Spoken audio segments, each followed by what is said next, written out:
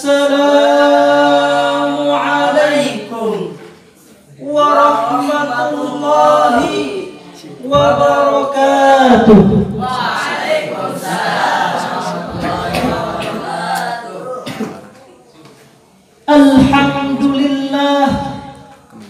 Alhamdulillahilladzi amarna bi'tisami hablillah wa nahana 'anit tafarruqi wal khiyanah.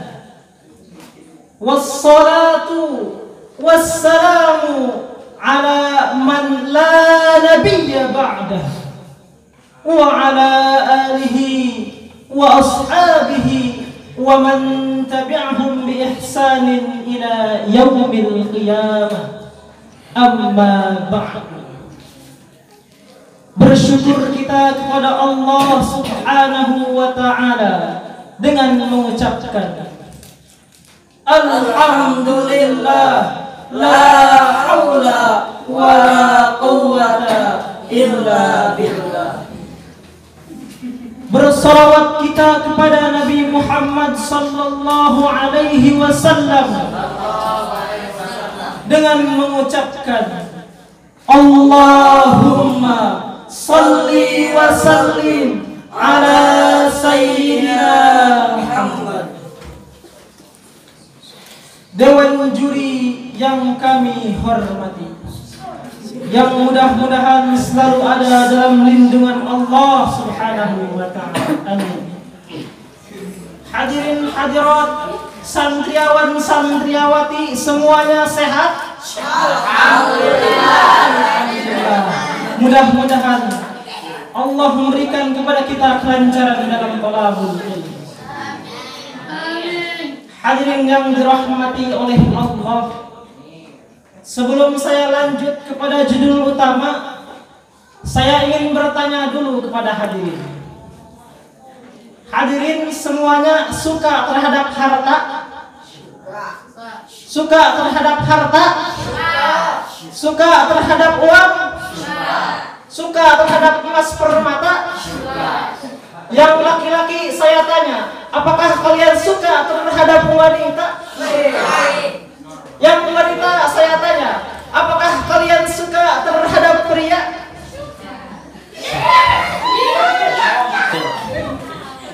Jika kalian jawab tidak, itu dusta. Mengapa demikian? Hadirin yang dirahmati oleh Allah, perlu kita ketahui bahwasannya Allah menciptakan manusia itu tidak hanya dalam dua unsur, yaitu jasad dan roh, melainkan Allah masukkan kepadanya komponen lain, yaitu syahwat yang biasa kita sebut dengan hawa nafsu. Yang mana di dalam hawa nafsu itu Allah masukkan kepadanya rasa suka terhadap kemewahan, rasa suka terhadap hal-hal yang mengenakan, rasa suka terhadap sesuatu yang bergelimangan harta, sebagaimana yang Allah jelaskan dalam Quran surah Ali Imran ayat 14.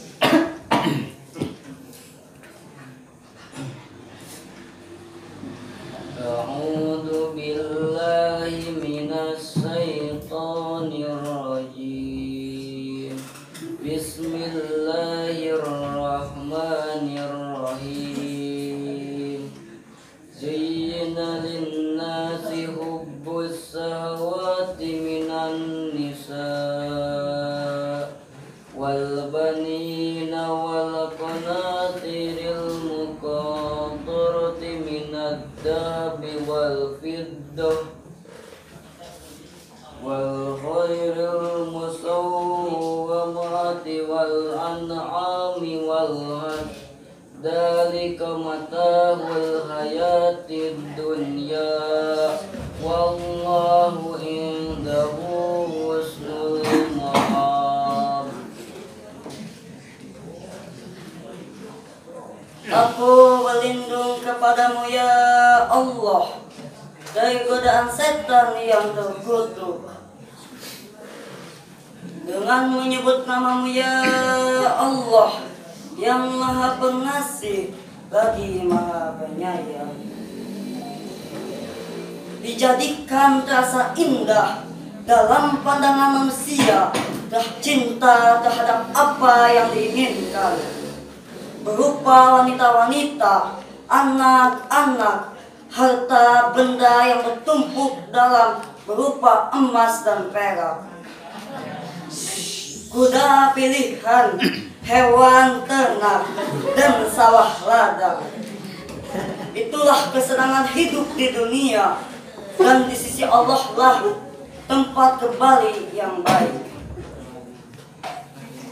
Hadirin yang dirahmati oleh Allah, sudah jelas di dalam ayat di atas Allah memaparkan kepada kita semuanya bahwasannya Allah menciptakan makhluknya, khususnya manusia. Allah menyimpan kepadanya rasa-rasa suka terhadap kemewahan, suka terhadap harta, suka terhadap lawan-lawan jenisnya. Maka berdirinya kami di sini dengan mengerahkan segala kemampuan kami akan menyimpulkan ayat yang tadi dibaca menjadi harta, tahta, wanita.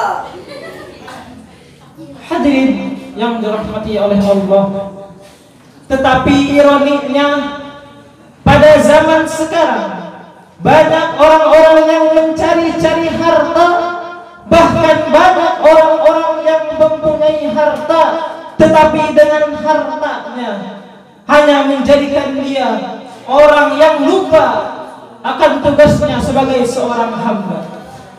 Lalu banyak orang-orang yang mempunyai tahta tetapi dengan tahtanya bukan menjadikan dia orang yang bijaksana, melainkan menjadikan dia menzalimi rakyat-rakyat jelata. Lalu banyak wanita-wanita yang cantik jelita bagaikan Cinta Laura dan Jessica Mila, tetapi mereka menutup auratnya sehingga pria-pria yang ada di dunia merasa tergoda dengan keberadaannya. Maka bagaimana antisipasi kita untuk menahan semua itu? Hadirin yang dirahmati oleh Allah, kita lihat Nabi Sulaiman alaihi salam. Dikisahkan Nabi Sulaiman alaihi salam pada masa kecilnya ia pernah ditawarkan oleh ayahnya, yakni Nabi Daud alaihi salam, 3 penawaran. Yang pertama, Nabi Daud alaihi salam menawarkan kepada anaknya yaitu harta. Yang kedua, ia menawarkan harta, tahta, dan yang ketiga, ia menawarkan ilmu. Tetapi dengan lantangnya, dengan kesungguhan hatinya, Nabi Sulaiman alaihi salam memilih perkara yang ketiga, yaitu ilmu. Maka apa yang terjadi? Kita lihat setelah sekian lama Nabi Sulaiman alaihi salam mencari ilmu, apa yang terjadi? Harta yang ditawarkan kepadanya, tahta yang ditawarkan kepadanya, tidak terduga bisa jatuh kepada tangan Nabi Sulaiman alaihi salam, sehingga Nabi Sulaiman alaihi salam menjadi orang yang paling kaya sepanjang masa. Tidak ada yang mengalahkan kekayaannya. Nabi Sulaiman menjadi orang yang paling disegani dengan tahtanya. Bahkan malaikat, jin, dan hewan-hewan yang ada di seluruh dunia tunduk padanya. Hadirin yang dirahmati oleh Allah, bisa kita lihat dalam kisah di atas bahwasannya ketika seseorang mencari akhirat di dunia, dia terus beribadah kepada Allah, mencari amalan akhirat, maka Allah pun akan memberikan kepadanya bagian dunia untuk menjadikannya bekal sebagai untuk beribadah di dunia.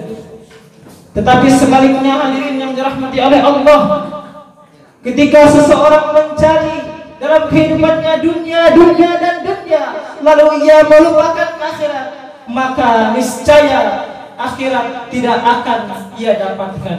Dalam artian di dunia bisa jadi dia mendapat kesenangan, tetapi di akhirat dia tidak akan mendapat kesenangan. Dalam artian dia mendapat siksa.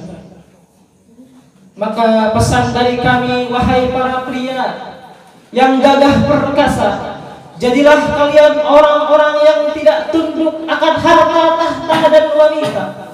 Jadilah kalian orang yang tidak tergoda akan wanita-wanita yang cantik jelita yang ada di dunia. Tetapi jadilah kalian orang-orang yang selalu ada di jalan Allah Ta'ala, membela Islam untuk menegakkan kalimat Islam di alam dunia ini.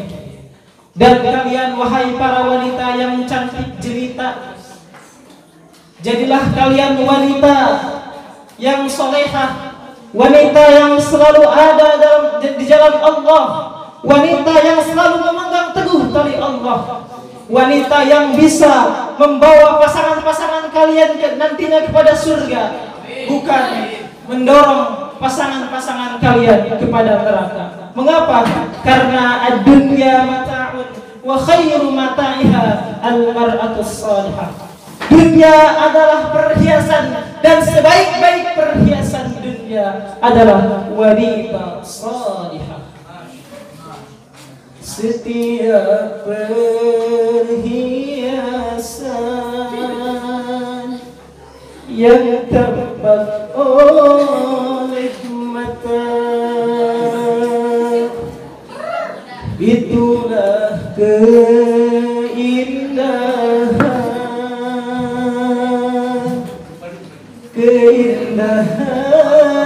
dunia.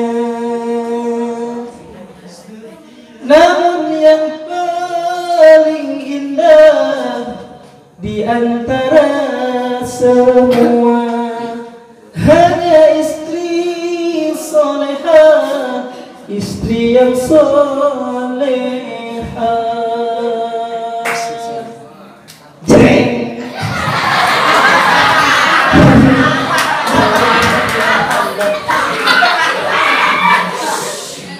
Maka kesimpulannya, dalam pidato yang kami paparkan tadi bisa diambil kesimpulan bahwasannya ketika seorang insan, ketika seorang hamba mencari hal-hal akhirat, dia selalu beribadah kepada Allah di dalam kehidupannya, maka Allah pun akan memberikan bagian dunia kepadanya.